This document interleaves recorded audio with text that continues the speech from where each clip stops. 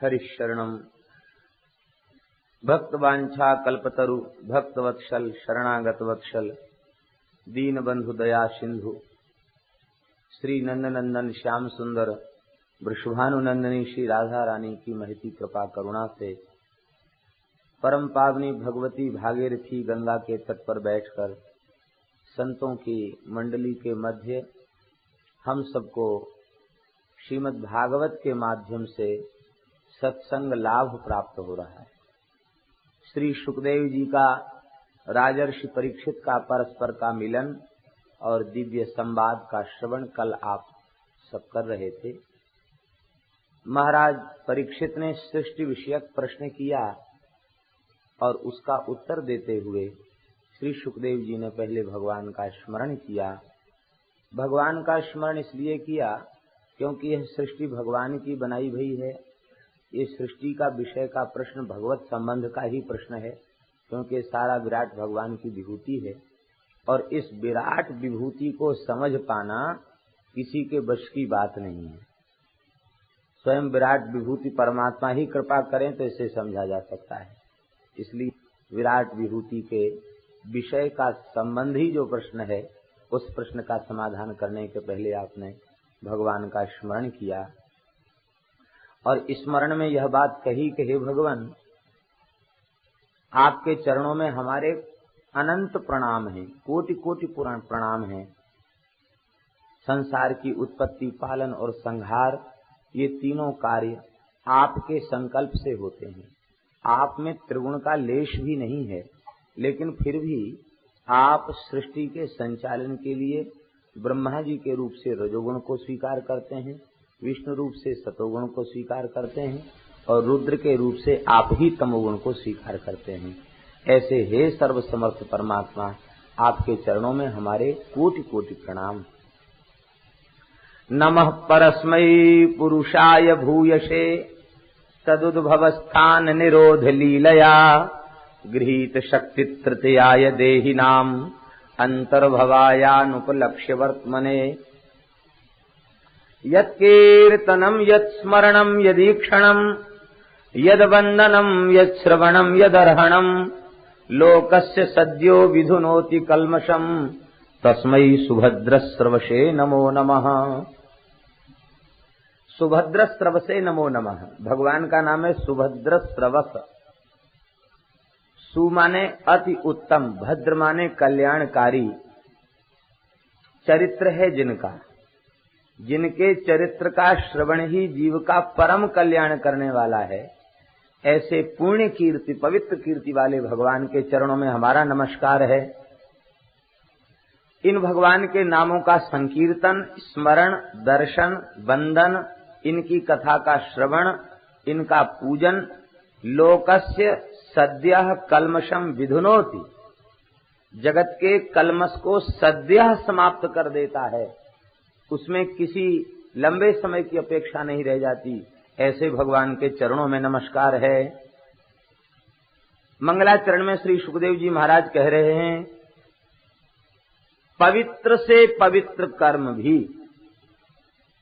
पवित्र से पवित्र कर्म भी भगवान की प्रसन्नता के लिए न किया जाए और करने के बाद उसे भगवान के चरण कमलों में समर्पित न कर दिया जाए तो उस कर्म के द्वारा भी साधक का कल्याण संभव नहीं है। भले ही वह पवित्रतम कर्म हो, संस्कृति के चक्र से छुड़ाने वाला कर्म हो, लेकिन यदि भगवान की प्रसन्नता के लिए नहीं किया गया और भगवान को समर्पित नहीं कर दिया गया तो उस कर्म के अनुष्ठान से भी जीव का कल्याण संभव नहीं है। तपस्विनो दान परा यशस्विनो मनस्विनो मंत्रविदः सुमंगला क्षेमं न विन्दन्ति विना यदर्पणम् तस्मै सुभद्र स्रवसे नमो नमः। तपस्वी, तप बहुत श्रेष्ठ साधन है। इतना श्रेष्ठ साधन है कि भगवान ने सबसे पहले यदि किसी साधन का निर्देश किया है तो तप का निर्देश किया। सबसे पहले सृष्टि में तप शब्द प्रकट हुआ। ब्रह्मा जी कमलासन पर विराजमान होकर विचार कर रहे थे, मेरा मूल कारण क्या है, मैं इसे कैसे समझूं। अपने कारण को नहीं खोज पा रहे थे, भगवान तक नहीं पहुंच पा रहे थे। उस समय बुदबुदे उत्पन्न हुए, तप तप आदेश मिला। इसका तात्पर्य है कि तप बहुत श्रेष्ठ है। तप आधार सब सृष्टि भवानी। तपस्या के बल से सूर्य तप रहे हैं, चंद्रमा शीतलता दे रहा है, पृथ्वी स्थिर है। ये सब कुछ तप के ऊपर टिका हुआ है। भगवान स्वयं बद्रीनारायण तप कर रहे हैं। तप की बहुत बड़ी महिमा है। लेकिन तपस्वी कठोर तप यदि भगवान की प्रसन्नता के लिए नहीं करते हैं तो उससे लौकिक पारलौकिक भोगों की प्राप्ति होगी, और उन भोगों की प्राप्ति से जीव का कल्याण संभव। श्री वृंदावन बिहारी लाल की जय जय श्री राधे। यदि तप भगवान की प्रसन्नता के लिए न किया जाए और उस तप का फल भगवान को समर्पित न किया जाए, वो तप कैसा होगा? उस तप को पाषाण कल्प तप कहेंगे। पाषाण कल्प तप है वो, पत्थर के जैसा तप। पत्थर भी तो ठंडी गर्मी बरसात सहन करता है, अन्न भी नहीं खाता, जल भी नहीं पीता, वो पत्थर जैसा तप हो गया। एक संप्रदाय विशेष जिसमें लोग केस मिचवाते हैं, दिगंबर रहते हैं, उनके तप बड़े ऊंचे होते हैं, लेकिन उनके सिद्धांत में ईश्वर के प्रति समर्पण नहीं है।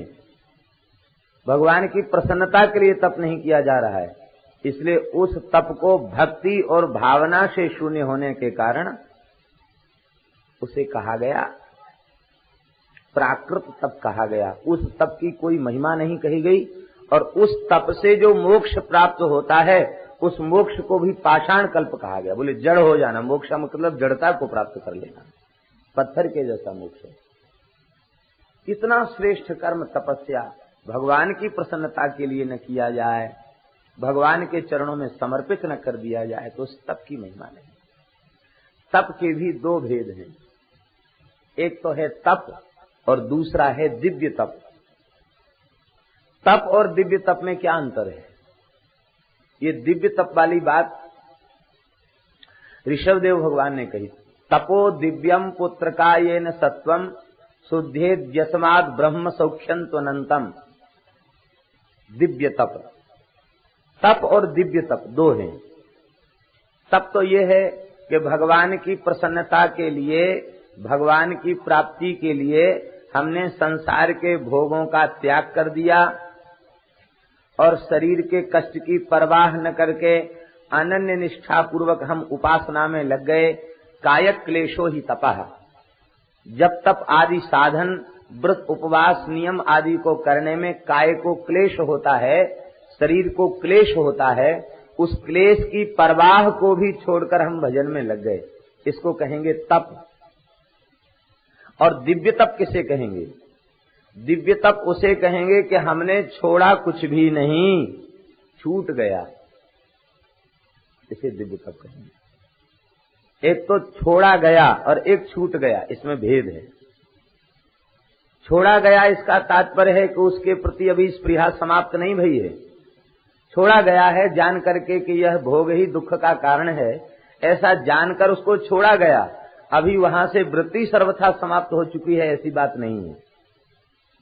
और छूट गया का तात्पर्य है कि अब वहां वृत्ति ही नहीं रही, वहां वासना ही नहीं रही, उसका सर्वथा अभाव हो चुका है। श्री भरत जी का जो तप है वो दिव्य तप है, क्योंकि वहां कुछ छोड़ा नहीं गया है। श्री राम प्रेम में सब कुछ छूट गया। रमा विलास राम अनुरागी, तजत बमन इव नर बड़ भागी। अनुराग प्रकट हो जाता है, प्रेम प्रकट हो जाता है, तो संसार की वस्तुओं का त्याग, भोगों का त्याग बमन के समान हो जाता है। बमन का मतलब है उल्टी। बमन के प्रति क्या कभी किसी की स्पृहा होती है? स्पृहा की बात छोड़ दो, दूसरे को बमन हो रही है, देख ले व्यक्ति, उसको बमन होने लग जाती है। और जिसको बमन हुआ उसे बमन की याद आ जाए कि हमको बमन हो चुका, तो फिर जी मिचलाने लग जाता, फिर बमन होने लग जाता। इसका मतलब है कि उससे अत्यंत घृणा हो जाती है। ये दिव्य तप है। ज्ञानियों के तप को तप कहा गया और प्रेमियों के तप को दिव्य तप कहा गया। वे कुछ छोड़ते नहीं हैं। संसार के भोग बमन के समान सहज ही छूट जाते। श्री मीरा जी का जो तप है, मीराबाई का जो तप है, वो दिव्य तप है। मीरा किसी तप्त कृच्छ प्राजापत्य चांद्रायण आदि व्रतों को नहीं कर रही है। मीरा के भोग सहज छूट चुके हैं। मीरा ने अपनी वाणियों में अपनी दशा का वर्णन किया है। ना तो नाम को जी मासू तनक न तोर्यो जाए, पाना जो पीली पड़ी लोग कहें पिंड रोग, छाने लांघन में किया पिया मिलन के जोग। प्रीतम के मिलन के लिए हमने कितने दिन से खाया नहीं, अन्न का कण कंठ के नीचे नहीं उतरा है।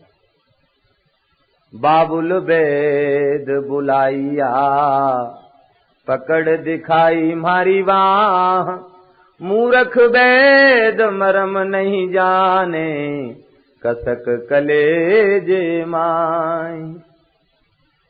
जा बैदा घर आपने तुम्हारो नाम न ले, मैं तो दाझी बिरह की तू औषध काहे को दे। मांस गल गल छीजिया करक रहा गल आई, आंगुलियारी मुंदरी मेरे आवण लागी वहां। कैसा विरह है। अरे कौआ कांव कांव क्यों कर रहा है? भूखा है? काड़ कले जो मैं धरूं कागा तू ले जाए, जा देसा मारो पिय बसे वे देखें तू खाए। मेरे कलेजे के मांस को लेकर वृंदावन की ओर उड़ जा। मैं वृंदावन नहीं पहुंच सकी तो मेरा कृष्ण विरह में पका हुआ परिपक्व कलेजा तो वहां पहुंच जाएगा। इतने से भी चित्त को शांति मिलेगी। प्रीतम की दृष्टि तो हमारे कलेजे पर पड़ गई। ये जो तप है इसे दिव्य तप कहते हैं। तो ये तप होगा तब जब अनुराग प्रकट होगा। अनुराग प्रकट होगा निरंतर भगवान के नाम का जप करने से, भगवान के चरित्र का बारंबार श्रवण करने से, सत्पुरुषों का समागम करने से ये प्रेम प्रकट होगा, अनुराग प्रकट होगा। और जब अनुराग प्रकट होगा तो संसार के भोग फीके लगेंगे। तप की इतनी महिमा है। लेकिन इस तप को भी भगवान की प्रसन्नता के लिए नहीं किया जाए और भगवान को समर्पित न किया जाए तो क्षेमम न विंदन्ति, तपस्वियों का भी कल्याण नहीं होता। दान की बहुत बड़ी महिमा है। दान की बहुत बड़ी महिमा है। लोग जानते हैं पुराण दान की महिमा से भरे पड़े, लेकिन यदि वह दान भी भगवान की प्रसन्नता के लिए नहीं किया गया और उस दान के फल को भगवान को समर्पित नहीं किया गया तो उस दान के द्वारा भी जीव का कल्याण संभव नहीं है। नृग से बड़ा कोई दानी होगा? भागवत में लिखा है। भगवान ने पूछा कि तुम अपना परिचय दो, तो नृग ने कहा यावत्य सिकता भूमेर यावत्यो दिवितारकाः यावत्यो वर्षधाराश्चो तावती अददाम स्मगाः। आकाश में जितनी जल की बूंदें हैं, वर्षा काल की जल की समस्त बूंदें, पृथ्वी के रजकण और आकाश के तारामंडल, जितने होते हैं ये कुल मिला करके, उतनी गायों का दान हमने ब्राह्मणों को किया है। रजकण कोई गिन सकता है? वर्षा की बूंद गिन सकता है? नक्षत्र तारा मंडल गिन सकता है? इसका तात्पर्य है हमने असंख्य गोदान किया, और इतना गोदान करने वाला भी गिरगिट बन गया, छोटी सी गलती के कारण। क्यों? कि उसके दान का फल भगवान की प्रसन्नता के लिए नहीं था। उसके दान का फल भगवान की प्रसन्नता के लिए नहीं था, उसके दान का फल स्वर्गादि लोकों की प्राप्ति के लिए था। हरिशरण भेद चरण श्री वृंदावन बिहारी लाल की। बताइए, इतना बड़ा दानी गिरगिट बन गया, क्योंकि उसके दान का उद्देश्य भगवान की प्रसन्नता नहीं थी। क्षेमं विन्दन्ति विना यदर्पणम। यशस्वी, मनस्वी, बड़े से बड़े विद्वान, मंत्रों के ज्ञाता, बड़े बड़े सदाचारी, यदि अपनी उस क्रिया के द्वारा भगवान की प्रसन्नता नहीं चाहते हैं और उस कर्म को भगवान के चरण कमलों में समर्पित नहीं करते हैं, तो उन पवित्र कर्मों से भी जीव का कल्याण संभव नहीं है। उद्देश्य की पवित्रता से कार्य पवित्र होता है। पवित्र कार्य भी उद्देश्य की पवित्रता के अभाव में अपवित्र हो जाता है। माला जपना बहुत पवित्र कर्म है, भगवान के नाम का स्मरण करना बड़ा पवित्र कर्म है, लेकिन किसी के प्रति द्वेष बुद्धि रख के, किसी के अनिष्ट का चिंतन करते हुए कोई माला जपता है तो उसका माला जपना ही पाप है। किसी का बुरा करने के लिए माला जप रहा है तो माला जपना ही पाप है। और भले ही खेती करता है, लेकिन उसने यह संकल्प कर लिया है हमारा कुछ नहीं है, सब भगवान का है, भगवान का खेत है, भगवान ने हमें सेवा सौंपी है, भगवान की वस्तु भगवान को देना है, भगवान को भोग कैसे लगेगा, अतिथि गौ संत ब्राह्मण दीन दुखी इनका सत्कार कैसे होगा, अन्न का उपजाना हमारा धर्म है, ऐसा विचार करके भगवान की प्रसन्नता के लिए खेती करे तो खेती करना भजन हो जाएगा। खेती करने वाले के ऊपर भगवान प्रसन्न हो जाएगा। सुखदेव जी कह रहे हैं कि पवित्र कर्म भी जब तक भगवान की प्रसन्नता के लिए न किए जाएं और भगवान को समर्पित न कर दिया जाए, तब तक उस कर्म के द्वारा भी जीव का कल्याण संभव नहीं है। और भगवान के भक्त की कैसी महिमा है, सुखदेव जी वर्णन कर रहे हैं। किरात हूणांध्र पुलिंद पुलकसा आभीर कंका यवना खसादयः ये नेच पापा यदुपाश्रयाश्रया शुद्ध्यन्ति तस्मै प्रभविष्णवे नमः। किरात हूण आंध्र पुलिंद पुलकस आभीर कंक यवन खस। संतोष नहीं हुआ गिनाते गिनाते, बोले आदय। जितनी पापमयी जातियां उस समय सुखदेव जी के काल में धरती पर प्रसिद्ध थीं उनको गिना दिया, बाकी जो अप्रसिद्ध थीं अथवा अज्ञात थी उनको भी आदय से ले लिया गया। किरात हूण आंध्र पुलिंद पुलकस आभीर कंक यवन खस, ये जातियां जो गिनाई गई हैं ये समस्त जातियां पापमयी जातियां हैं। पापमयी जातियों का तात्पर्य है कि पाप के कारण ही उनका उस जाति में जन्म हुआ। पाप योनि है, पाप के द्वारा प्राप्त हुई योनियां। जन्म से ही मद्य मांस का भक्षण, जीवों की हिंसा करना, चोरी लूट कर लेना, यही उनका कार्य है। और वो ऐसी जाति में प्रकट उत्पन्न हुए हैं कि उस जाति में जन्म लेने के बाद पाप होता है इसका भी उन्हें पता नहीं। उनके लिए तो वो सहज क्रिया है, यह पाप भी है इस बात को भी वे नहीं जानते। इतनी भयंकर पापमय योनि। आदय से और भी कोई पापी से पापी, दुराचारी से दुराचारी, घोर वर्ण संकरता को प्राप्त अति निकृष्ट नराधम, वह भी यदुपाश्रयाश्रया, भगवान के चरण कमलों का अनन्य भाव से आश्रय लेने वाले किसी हरिभक्त का, भगवान के भक्त का, प्रेमी महात्मा का आश्रय ले ले तो वह भी पवित्र हो जाता है। शुद्धयंती, उसी क्षण पवित्र हो जाते हैं। ऐसे भगवान के चरणों में नमस्कार है। भगवान का तत्व भागवत का जो स्वाध्याय करते हैं वे जानते हैं, अथवा अन्य ग्रंथों का स्वाध्याय करते वे भी जानते हैं।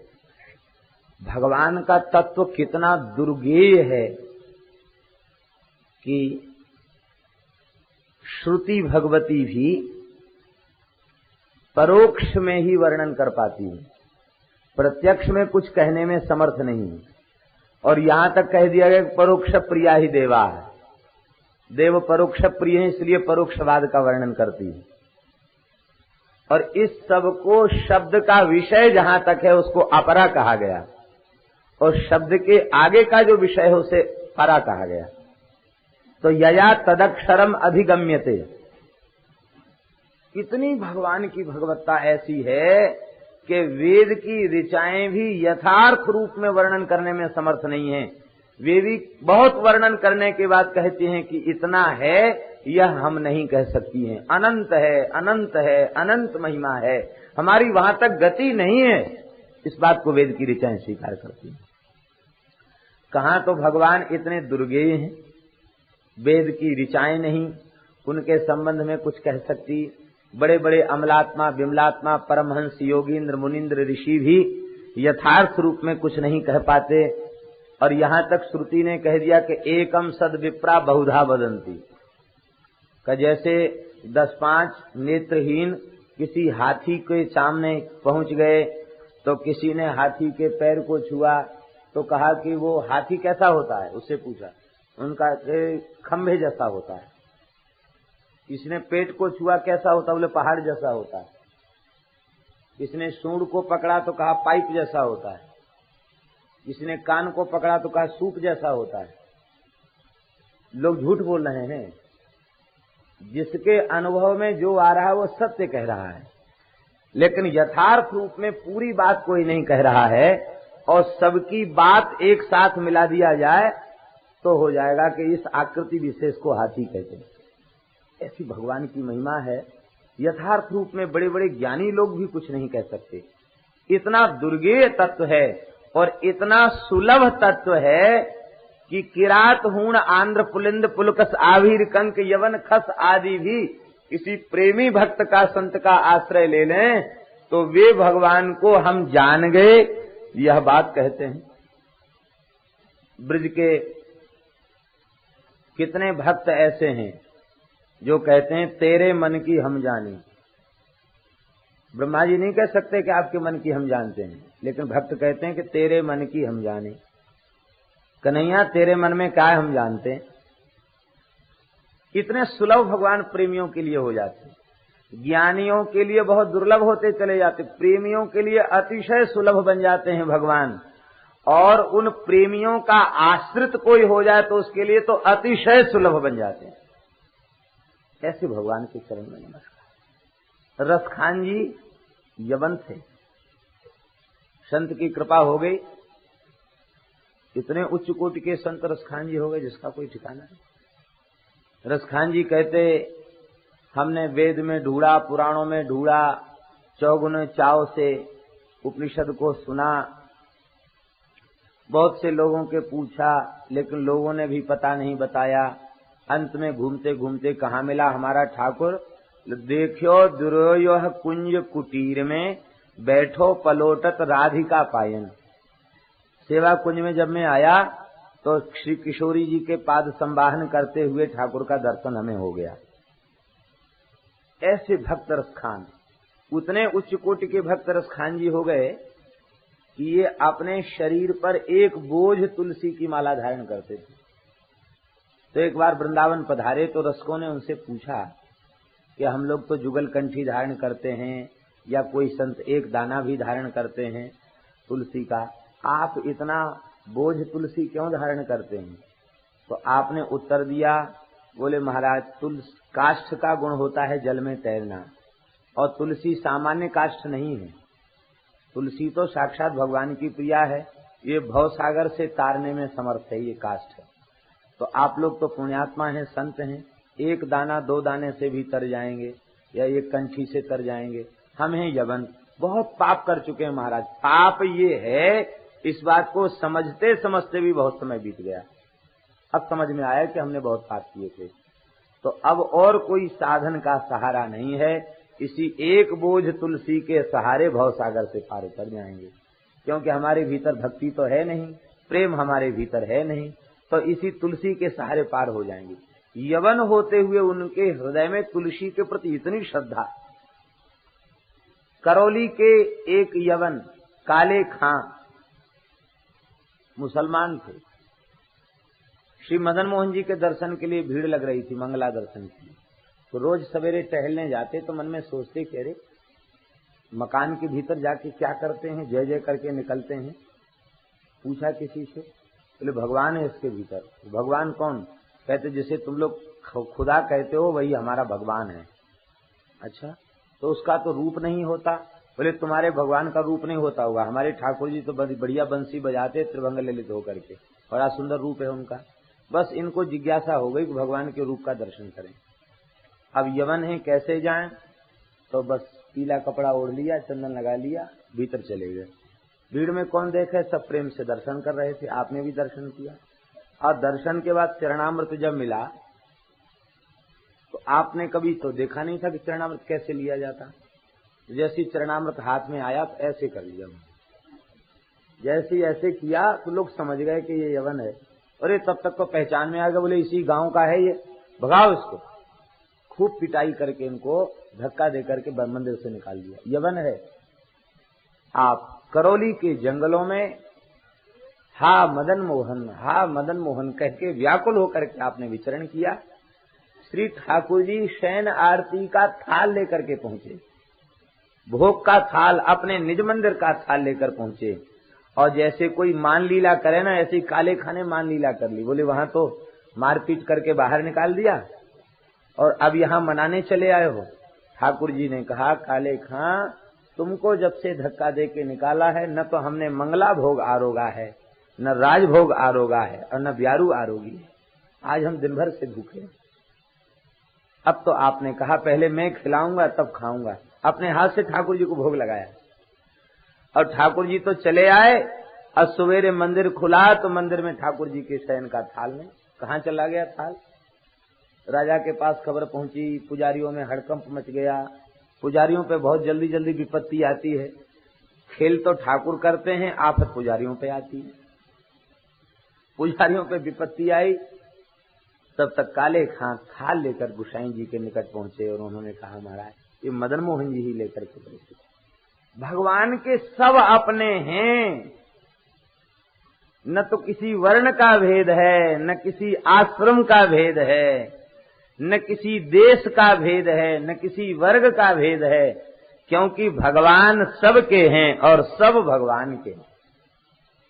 लेकिन भगवान सबके हैं और भगवान के सब हैं, ये बात संत का आश्रय लिए बिना समझ में नहीं आती। इसलिए भागवत में सुखदेव जी कहते हैं कि ऐसे पापी जीव भी संत का आश्रय ले लें तो भगवान की सद्य कृपा उनके ऊपर हो जाती है। एक भील था, उसको किसी संत ने बता दिया कि देखो जो अच्छी वस्तु है उससे तुम भगवान को भोग लगाया करो, वो मद्यमान से छोड़ दो, कंदमूल फल खा के निर्वाह करो, जो बढ़िया वस्तु उससे भगवान को भोग लगाया करो। वो भगवान को भोग लगाता, लेकिन भोला भाला था, पहले चख लेता कि अच्छी है कि नहीं, तब भोग लगाता। जंगल में विष्णु भगवान का मंदिर था, उनको भोग लगाता। एक दिन कोई बढ़िया रसमय फल उसको मिला, मुंह में रखा और वो गले के नीचे यहाँ चला गया। तो अब कहीं गले के नीचे ना उतर जाए तो एक हाथ से अपने गले को पकड़ के खूब जोर से दबा लिया और निकालने का प्रयत्न किया। जब वह नहीं निकला तो कुल्हड़ी उसके हाथ में थी। भगवान के मंदिर में पहुंच करके गर्दन को कुल्हड़ी से काट के फल निकालने का प्रयत्न किया। ठाकुर जी इसके भाव पर रीझ गए, हाथ पकड़ लिया, बोले बस बस हमने ले लिया, स्वीकार कर लिया। क्षेमम न वेदंती, ऐसी भगवान की। एक कोई महात्मा जंगल में निवास करते थे, एक किरात उधर से निकल के जाता है, महात्मा को देख करके प्रणाम करता है। वो सत्संगी नहीं था, लेकिन ये जानता था कि ये महात्मा है, इनको प्रणाम करना चाहिए। इतना भोला था कि एक दिन उसने अपने मन में विचार किया कि हम तो जंगल में शिकार कर लेते हैं और हमारा रोजी रोटी चल जाती है, ये महात्मा तो शिकार खेलने जाते नहीं, ये बेचारे क्या खाते होंगे। उसको इतना पता नहीं था कि हम मांस भोजी हैं, महात्मा थोड़ी मांस भोजी हैं। उसको ये था कि ये बेचारे क्या खाते होंगे, तो चलो बूढ़े महात्मा हैं, एक शिकार इनके लिए ही ले आएंगे, आज जो शिकार मिलेगा वो इनके लिए ले आएंगे। तो एक जंगल में ये शिकारी लोग जाल फैला के रखते हैं, एक हिरन जाल में फंस गया। उस जीवित हिरन को जाल में बांध करके कंधे पर रख के लाया। लो महाराज, आज का शिकार आपको ही भेंट है। महात्मा व्याकुल हो गए, रे भैया देखो ये बेचारा जीव है, छोड़ो इसको, छोड़ो, जल्दी खोल दो इसको। महात्मा की आज्ञा से उसने उसको तो मृग को तो खोल दिया और कहा महाराज फिर आप खाएंगे क्या? कहा हम ये नहीं खाते। जब आप खाते नहीं तो जंगल में क्यों आए? शिकार के लिए ही लोग जंगल में आते हैं, आप यहाँ क्यों रहते हैं? महात्मा बड़े अनुरागी थे, बोले हम शिकार करने तो जंगल में आए हैं, लेकिन इस मृग का शिकार करने नहीं आए। कौन सा? बोले हमारे मृग का नाम है श्री कृष्ण मृग, वो श्री कृष्ण मृग का शिकार करने हम आए हैं। वो भोला भाला किरात बोला कि कृष्ण मृग कैसा होता आप बताओ। अब तो महात्मा ने ऐसे सुंदर अरुणारे लाल लाल चरण हैं और बढ़िया सुंदर नूपुर की अद्भुत शोभा है, सुंदर भगवान के चरण महावर है, सुंदर धोती है, सुंदर कटिकोंधनी है, सुंदर जंघाएं हैं, सुंदर दक्षिणावर्त नाभि है, सुंदर त्रिवली युक्त भगवान की उदर में 3 रेखाएं हैं, श्रीवत्स का चिन्ह है, भृगुलता है और सुंदर भगवान के कंठ में वैजयंती माला है, भगवान का सुंदर पीताम्बर है, सुंदर मुरली है और सुंदर मोर मुकुट है। इतना सुंदर वर्णन किया, वो यही समझा कि ऐसा जीव भी कोई जंगल में होगा, उसी को खोजने महात्मा आए हैं। बस सुन करके प्रणाम करके चल दिया, निश्चय कर लिया जब तक ऐसा मृग हमको नहीं मिलेगा कृष्ण मृग, तब तक हम खाएंगे पिएंगे नहीं, क्योंकि हमने निश्चय किया महात्मा को भेंट करने का, तो भेंट करके ही दम लेंगे। 3 दिन तक जंगलों में भटकता रहा, उसे कुछ नहीं मिला। अंत में बहुत उदास हो गया, भूख प्यास के कारण बेचैन हो रहा था। सात्विक प्रकृति के जो जीव होते हैं वे भूख प्यास सहन करने में समर्थ होते हैं और मांसाहारी भूख प्यास सहन करने में समर्थ नहीं होता, ये स्वाभाविक। रजोगुणी तमोगुणी व्यक्ति भूख प्यास सहन करने में समर्थ नहीं होता। सात्विक प्रकृति के महात्मा बहुत लंबे समय तक बिना खाए पिए रह जाते हैं और उनके स्वरूप में तनिक भी कोई हानि दिखाई पड़े सो नहीं, वे प्रसन्न दिखाई पड़ते हैं। उनके भीतर का चिंतन ऐसा होता है कि उसके कारण वे प्रसन्न दिखाई पड़ते हैं। ठाकुर जी इसके भाव पर रीझ गए और जाल इसने जो बांध के रखा था उस जाल में ठाकुर जी फंसे खड़े थे। अब तो इसने देखा, अरे बोले महात्मा बता रहे थे वही मृग मिल गया, बहुत अच्छा हुआ। तो कोई भगवान को दंडवत प्रणाम करे सो थोड़ी, उसने जाल में बांध के कंधे पर रख लिया और 3 दिन के बाद पहुंचा, बोला तो महाराज आपका शिकार मिल गया, ले लीजिए। महाराज गुफा के भीतर थे, बहुत दुखी हो गए, मन में सोचने लगे कि अरे राम राम, ये भील तो हमारे पीछे पड़ गया, लगता हमें इस जंगल को छोड़ के जाना पड़ेगा। अभी 3 दिन पहले एक हिरन को पकड़ के ले आया था, पता नहीं किस जीव को पकड़ के ले आया। महाराज जल्दी आइए, आपका शिकार मिल गया है। आप जैसे ही बाहर निकले तो देखा साक्षात श्री ठाकुर जी इसके कंधे पर बैठ के मुस्कुरा रहे हैं। महात्मा तो प्रेम में विह्वल होकर के मूर्छित हो पृथ्वी पर गिर गए। अका खोलो खोलो जल्दी खोलो। अरे महाराज आप विचित्र हो, पहले उस हिरन को खुलवा दिया, अब आपका शिकार मिल गया, इसको भी खुलवाते हो। अरे पहले खोलो, ये भागने वाला नहीं है, ये तो यहीं खड़ा रहेगा। जैसे ही खोला श्री ठाकुर जी ने संत को हृदय से लगा लिया। अब उस भील को पता चला कि ये मृग नहीं, ये तो साक्षात भगवान है। भगवान ने उसको भी आलिंगन प्रदान किया, वो भी महान भक्त हो गया। तो कहने का तात्पर्य ये है कि ऐसी पाप जाति भी भगवान के भक्त का आश्रय ले लें संत का आश्रय लेने तो शुद्धयंती सद्यः पवित्र हो जाते हैं। ऐसे भगवान के चरण कमलों में हम सबका नमस्कार है। बोलो भक्तवत्सल भगवान। ये तो है भक्त की महिमा। और भले ही कोई ब्राह्मण कुल में उत्पन्न हुआ हो, ये ब्राह्मणों की निंदा के लिए ऐसी बात नहीं कही जा रही है, अपने चित्त में ऐसा भाव न रखें।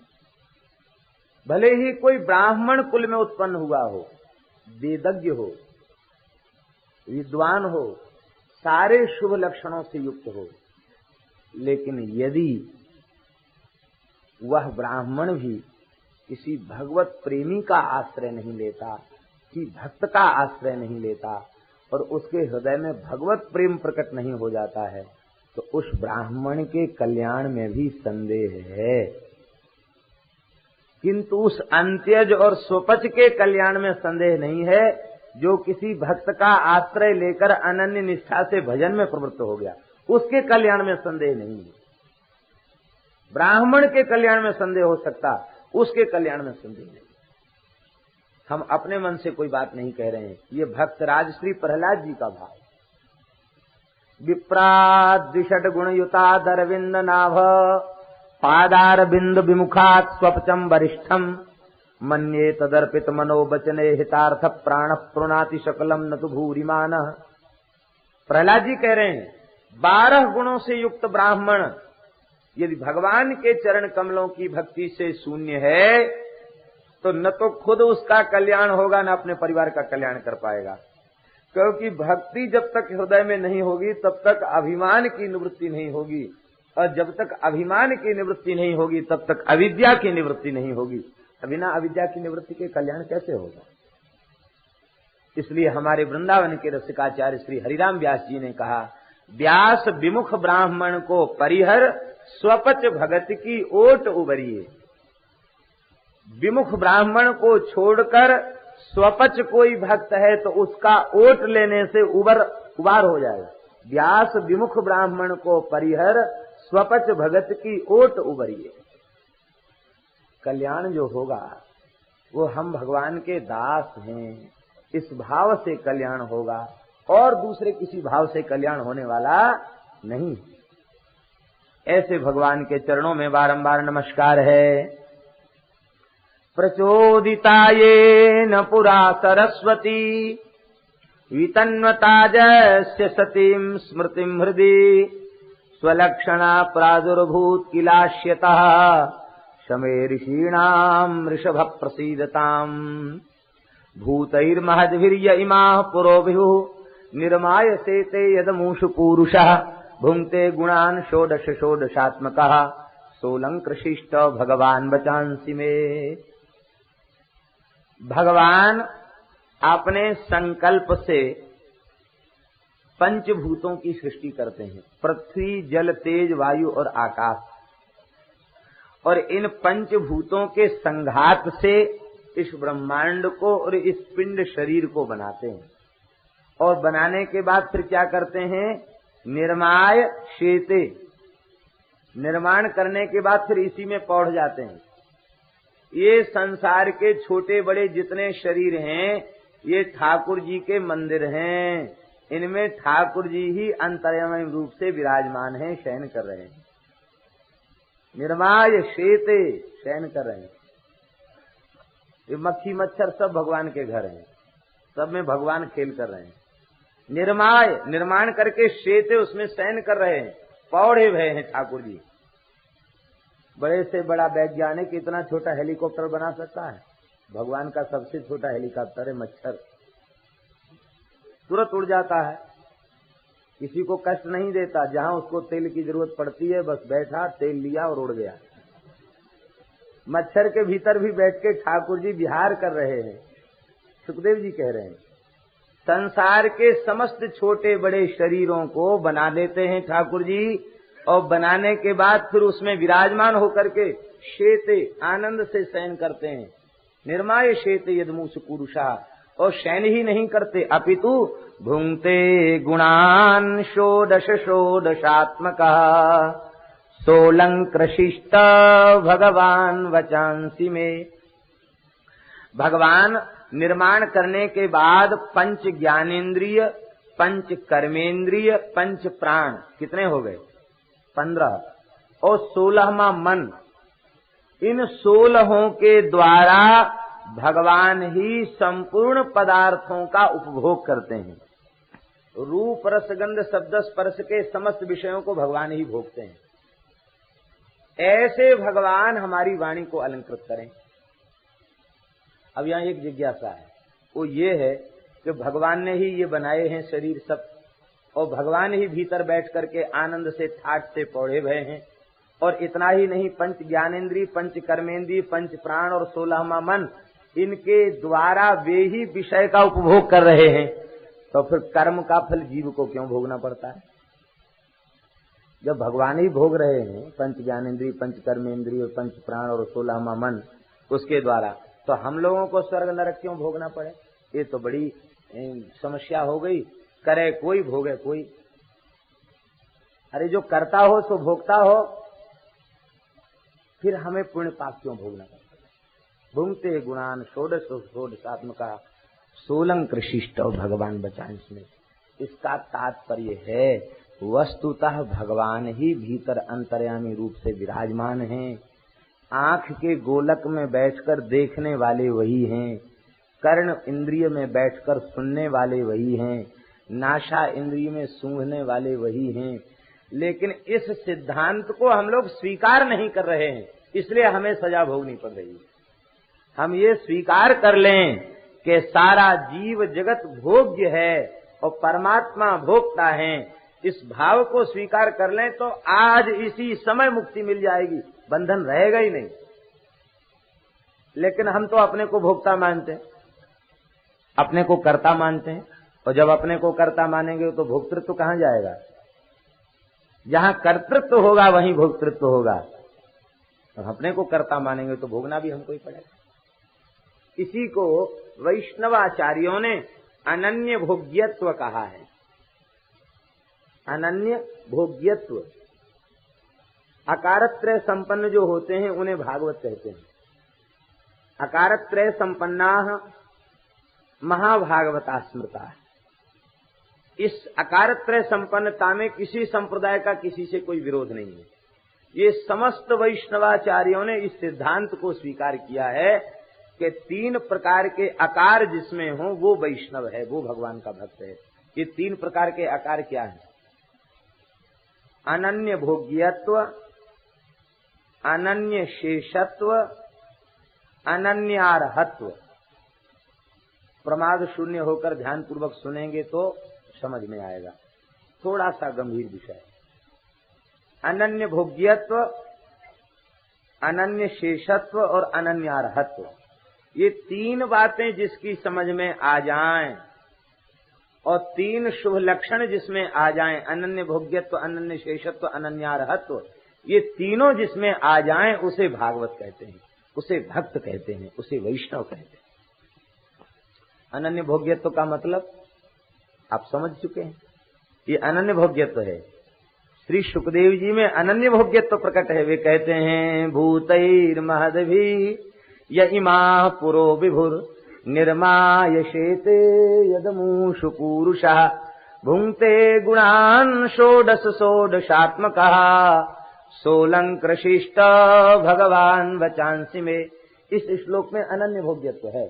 इस मंगलाचरण में हे भगवान, अनन्य भोग्यत्व माने हे भगवान, इन विविध शरीरों के निर्माता आप हैं, इन विविध इंद्रियों के निर्माता आप हैं, और सबका निर्माण करके और इन विषयों के निर्माता भी आप ही हैं। शब्द रूप रसगंध शब्द स्पर्श के निर्माता भी आप ही हैं। और आज निर्माता आप हैं और अंतर्यामी रूप से हृदय में विराजमान भी आप ही हैं, और इन इंद्रियों के द्वारा आत्मरूप विषयों को उपभोग करने वाले भी आप ही हैं।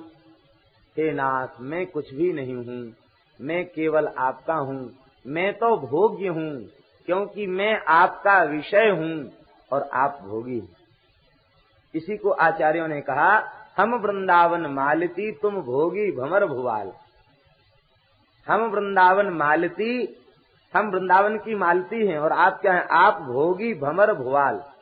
भ्रमर मकरंद को ग्रहण करता है, ऐसे ही हम स्वीकार कर लें, हम जीव हैं, हम भगवान के भोग्य हैं और भगवान हमारे भोगता है। हम जिसके भोग्य होंगे वही हमारा उपभोग करेगा। हम भोग्य भगवान के जब तक नहीं बने तब तक संसार हमें भोगता रहेगा और संसार का दुख हमें भोगना पड़ेगा। और जब हम भगवान के भोग्य बन जाएंगे तो इस अनंत दुख से सदा सर्वदा के लिए छुटकारा मिल जाएगा। हम किसके भोग्य बने हैं? हम पत्नी के भोग्य हैं, हम पिता के भोग्य हैं, हम माता के भोग्य हैं, हम शरीर के भोग्य, हम संसार के भोग्य बने भये हैं। जब तक हम संसार के भोग्य बने भये हैं तब तक संसार हमें भोग रहा है। और जिस दिन हम भगवान के भोग्य बन जाएंगे तो हमारी आंख नाक कान, हमारी समस्त ज्ञानेन्द्रिय कर्मेंद्रिय, उसका भोग भगवान करेंगे। भगवान ही हमें आरोगेंगे। हमारे सब क्रियाकलाप भगवान की प्रसन्नता के लिए होंगे, भगवान के लिए समर्पित होंगे। भगवान हमारे भोक्ता हैं और हम भगवान के भोग्य हैं। इसको कहते अनन्य भोग्यत्व। अनन्य न अन्यः अनन्यः। हम किसी देवी के भोग्य नहीं, हम किसी देवता के भोग्य नहीं, हम किसी जगत के भोग्य नहीं, हम किसी संसार के भोग्य नहीं, हम केवल भगवान के भोग्य। इसको अनन्य भोग्यत्व कहते हैं। एक बालक थे, उनका नाम था वासुदेव जी, भगवत धाम जा चुके हैं। उनके संबंध में एक संत से हमने चर्चा सुनी। तो बचपन से भजन में उनकी प्रवृत्ति थी, अच्छे संस्कार थे। पिता ने उनका संबंध तय कर दिया। जब पिता ने संबंध तय कर दिया तो आपने पिता को हाथ जोड़कर कहा, पिताजी हम संसार भोगने नहीं आए हैं, क्योंकि हम तो श्री ठाकुर जी के भोग्य हैं। ठाकुर जी हमारा उपभोग करें, हम तो भजन करने आए हैं, संसार भोगने हम नहीं आए हैं। भोगने वाला कौन होता? भोक्ता। तो अब देखो, भोक्ता जब भगवान है तो हम भोगने वाले कौन हुए? हम तो भोग्य हो गए। हमारा उपभोग भगवान करें, क्योंकि हम भगवान की वस्तु हैं, भगवान ही हमारा उपभोग करें, संसार हमारा उपभोग न करे। इसे अनन्य भोग्यत्व कहते हैं। आपने कहा हम तो भजन के लिए आए हैं, ना हम भोगता है जो हम संसार को भोगेंगे। पिताजी को क्रोध आया, बोले बड़ा भारी ज्ञान ध्यान छांटता, हमको ही उपदेश देता, एक तमाचा मुंह पर जमाया। मेरा बेटा है, मैंने पैदा किया है, मेरा है, मेरा है,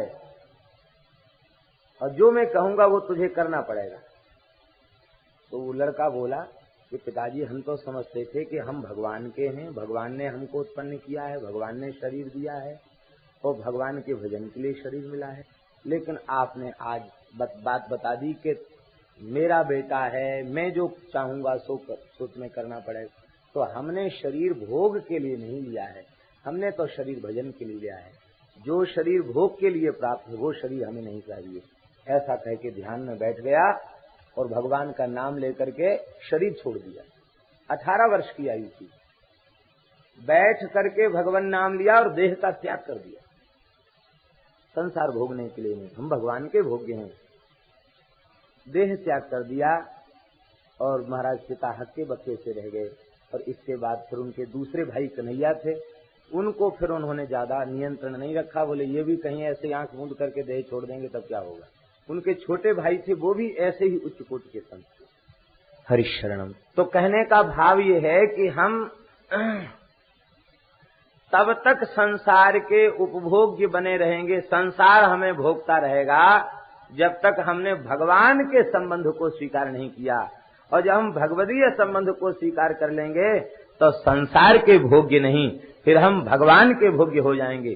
गोपियां संसार की भोग्या नहीं, वे भगवान की भोग्या बन गईं। इसलिए गोपी प्रेम की ध्वजा, गोपियों की चरण रज को ब्रह्मा जी ने भी मस्तक पर लगाया है। ये है पहला लक्षण, अनन्य भोग्यत्व। दूसरा लक्षण है अनन्य शेषत्व। अनन्य शेषत्व का तात्पर्य है हम अन्य के शेष नहीं, केवल भगवान के शेष हैं। शेष शब्द का अर्थ क्या है? बचा हुआ। बचा हुआ का मतलब अंश। जिसको आप शेष कहेंगे उसको अंश भी कहेंगे, भाग भी कहेंगे। अंश कहो, भाग कहो, शेष कहो अथवा जीव कहो, ये अंश शब्द का अर्थ है। शेष शब्द का अर्थ है, शेष माने होता जीव, शेष माने जीव। भगवान कह रहे हैं ममैवांशो जीवलोके जीवभूतः सनातनः मनः षष्ठानीन्द्रियाणि प्रकृतिस्थानि कर्षति। यहां मम एव, मेरा ही अंश यह जीव है। इसका मतलब है जगत का अंश नहीं है, प्रकृति का अंश नहीं है, ये किसी देवी देवता का अंश नहीं है, ये किसी का अंश नहीं, यह केवल मेरा ही अंश है। जब हम श्री ठाकुर जी के शेष हैं तो हमें कहां जाना चाहिए? हमारा संपूर्ण समर्पण कहां होना चाहिए? भगवान में। हम भगवान के शेष हैं, भगवान हमारे शेषी। ये समझ में बात आ जाए तो दूसरी ओर मन जाएगा नहीं। पतिव्रता नारी के समान फिर कहीं मन जाएगा नहीं। मैं भगवान का शेष हूं। भगवान माने राम कृष्ण नारायण, भेद नहीं है भगवान में, क्योंकि हम बार बार कह चुके हैं कि 10-5 परमात्मा हो नहीं सकते, भगवान तो एक ही है। जिसके हृदय में जैसा भाव है उस भाव के अनुरूप ठाकुर जी प्रकट हैं और उस भाव के अनुरूप भक्त को वे स्वाद दे रहे हैं। जो ठाकुर जी को बालक मानते हैं उनके ठाकुर जी नित्य बालक हैं, बड़े होते हैं। जो किशोर मानते हैं उनके लिए ठाकुर जी किशोर। और कहां तक कहा जाए, कहीं भक्त भगवान को बूढ़ा मान ले तो बूढ़े भी हो जाते भगवान। बोलो वृंदावन बिहारी। भगवान कभी वृद्ध होते नहीं, लेकिन श्री देवा पंडा जी जो श्री पैहारी जी के कृपा पात्र थे, देवा हेम कल्याण गंगा गंगा सम नारी, पैहारी जी के छप्पे में देवा जी का नाम आया है। पैहारी जी के शिष्य थे देवा पंडा जी। राजा उदयपुर का आया, आपने चार भुजा जी के पुजारी थे, आपने ठाकुर जी का पुष्पहार राजा को दिया। अब पुष्पहार स्वयं पहन चुके थे आरती के बाद, फिर उसको दिया। वृद्ध थे तो दाढ़ी का एक केस उसमें आ गया, तो राजा तो रजोगुणी, उसने पूछा ठाकुर जी बूढ़े हो गए क्या? ये सफेद बाल कहां से आया? तो आपके मुंह से भय के कारण निकल गया कि हाँ। अब वो चाहते नहीं थे कहना, लेकिन हाँ निकल गया। ये सफेद केस कहां से आए? बोले भगवान के। भगवान बूढ़े हो गए क्या? बोले हाँ। अच्छा बूढ़े हो गए तो देखते हैं सवेरे, हम आके मंदिर में दर्शन करेंगे। अब तो देवा पंडा जी रोने लग गए, हे प्रभु मैं तो कभी झूठ बोलता नहीं, हाँ निकल गया, अब आपको बूढ़ा बनना पड़ेगा, और नहीं बूढ़े बनेंगे तो हमको आपकी सेवा से वंचित कर दिया जाएगा। हम लाख कष्ट भोगने के लिए तैयार हैं, लेकिन एक क्षण के लिए आपकी सेवा छूट जाए ये हमें स्वीकार है। राजा कोई भी दंड दे दे हमें स्वीकार है, लेकिन आपकी सेवा छूट जाए यह हमें स्वीकार है। थोड़ी सी तंद्रा आई तो क्या देखते हैं कि ठाकुर जी सामने आके खड़े हैं।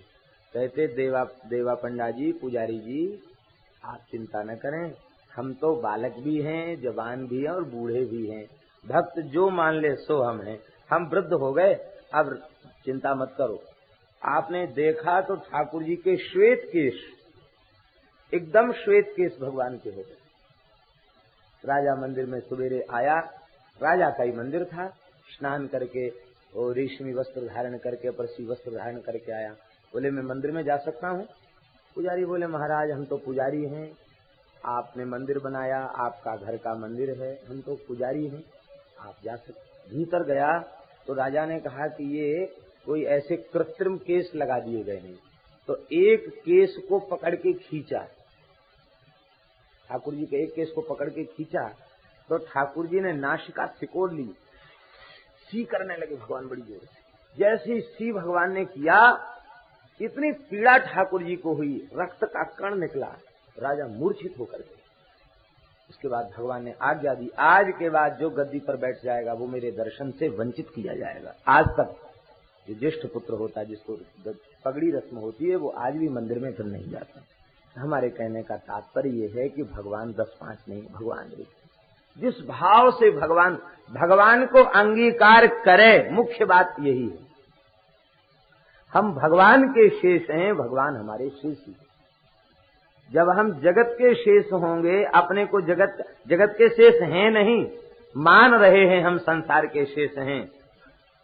हम जगत के शेष नहीं, हम भगवान के शेष हैं। इसलिए हमारा एकमात्र कर्तव्य है अपना संपूर्ण समर्पण भगवान के चरणों में करना। और तीसरा लक्षण है अनन्यार्हत्व। ये बहुत बढ़िया लक्षण है। इसका तात्पर्य है, अर्ह माने होता है योग्य, अर्हत्व माने योग्यता। अर्हत्व माने तस्य भावस्व तलौ, त्वा और तल प्रत्यय जो है भाव अर्थ में होते हैं तो योग्यता शब्द बनता है। योग्यत्व अथवा योग्यता एक ही बात है। हम भगवान के ही योग्य हैं। ये है अनन्यार्हत्व। जब तक दुनिया के लायक बने रहोगे तब तक भगवान के लायक नहीं बन पाओगे। भगवान के लायक बनो। दुनिया में जो बहुत लायक होते हैं ना दुनिया के व्यवहार के लिए, वे भगवान के भजन में असफल रहते हैं। और दुनिया के व्यवहार के जो लायक नहीं होते वो भजन के मार्ग में बहुत सफल होते हैं। व्यवहार के योग्य नहीं है, भजन के मार्ग में सफल। ये अनन्यार्हत्व का तात्पर्य। दूसरा तात्पर्य अनन्यार्हत्व का ये है कि हे नाथ, मैं इतना अपराधी हूं कि मेरे जैसे पतित नायक खलनायक को आप जैसे दया सागर, कृपा सागर, करुणा सागर के अतिरिक्त, अकारण करुणा वरुणालय के अतिरिक्त कोई हमें अंगीकार कर नहीं सकता। क्योंकि सब अच्छे को चाहते, बुरे को कोई नहीं चाहता। हमको भी कोई बुरा व्यक्ति नहीं चाहिए, जीव का स्वभाव है। खुद बुरा होगा लेकिन उसे बुरा नहीं चाहिए। आश्चर्य तो ये है, खुद बुराई से बुरा है लेकिन फिर भी उसे अच्छा आदमी चाहिए। क्रोधी से क्रोधी व्यक्ति क्रोधी को नहीं चाहता, शांत व्यक्ति को चाहता है। दिन भर झूठ बोलने वाला झूठ बोलने वाले को नहीं चाहता, सत्य बोलने वाले को चाहता है। खुद दूसरों को झूठ बोल के ठगेगा और उससे कोई झूठ बोले तो नाराज हो, सत्य बोलना चाहिए, हमसे झूठ बोल के ठगते हो। हमें झूठा आदमी पसंद नहीं, खुद झूठ बोल रहा है, झूठा पसंद नहीं। तो भगवान के अतिरिक्त जितने देवी देवता हैं अथवा जो कुछ भी हैं, वे सब निर्दोष को अपनाते हैं। और श्री ठाकुर जी निर्दोष को नहीं, सदोष को भी अपना लेते हैं। और अपना ही नहीं लेते, भगवान ने तो यहां तक कहा, दोषो यद्यपि तस्य स्यात् सताम एतत् अगर्हितम, चाहे उसमें लाख करोड़ दोष ही क्यों न हो, मैं अपने शरणागत का त्याग करता नहीं। ठाकुर जी यदि किसी जीव के गुण दोष का विचार करने लग जाएं तो भगवान की दृष्टि में न तो कोई जीव गुणवान होगा और भगवान की दृष्टि में न कोई जीव दोष से मुक्त होगा। फिर सृष्टि का कोई जीव भगवान के लायक नहीं रहेगा। लेकिन भगवान ने किसी जीव को ऐसा नहीं समझ रखा है कि जो भगवान के लायक न हो। सब भगवान के लायक, सब भगवान के ही योग्य हैं, जगत के योग्य नहीं। हम सब भगवान के योग्य हैं। भगवान ही हम जैसे पतित अधम का उद्धार कर सकते हैं, कृपा करुणा कर सकते हैं, और कोई दूसरा ऐसा नहीं है। इनके अतिरिक्त और कोई दूसरा ऐसा नहीं। हम जिसके चरणों में चले जाएं, भगवान कितने दयावान है। मूर्खो बदति विष्णाय और धीरो बदति विष्णवे। मूर्ख व्यक्ति रामाय नमः कृष्णाय नमः की समय तरह से कहता विष्णाय नमः, भगवान कहते वाह बहुत अच्छा, हम प्रसन्न हैं इसके ऊपर। और विद्वान कहता विष्णवे नमः, तो विष्णु शब्द उकारांत है, चतुर्थी के एक वचन में विष्णवे बनेगा, विष्णवे नमः। भगवान कहते ठीक है, ये विष्णवे नमः कहने वाला भी ठीक है और विष्णाय नमः कहने वाला भी ठीक है। क्यों? बोले दोनों का भाव हमको रिझाना है। और दूसरों की उपासना में ये सुविधा नहीं है। वे तो देखते हैं कि सही सही काम कर रहा है तो ठीक नाप तोल का फल देंगे। हो सकता है डांडी मार लें, कुछ कम कर लें देने में, लेकिन यहाँ डांडी मारने की बात नहीं है। यहाँ तो अखिलोदार, एक मुट्ठी चूड़ा खाकर भी द्वारका की संपत्ति देते हैं। एक चुल्लू जल भी नहीं लेते, एक तुलसी का दल नहीं दे लेते और करहु कल्प भरी राज तुम मोहि सुमरेउ मन माहि, पुनि मम धाम पैहु जहां संत सब जाहि। जो संपत्ति शिव रावण ही दीन दिए दसमात, सोई संपदा विभीषण ही सकुच दीन रघुनाथ। यहाँ तो ऐसी उदारता है, यहाँ हिसाब की बात तो है ही नहीं, बेहिसाब है।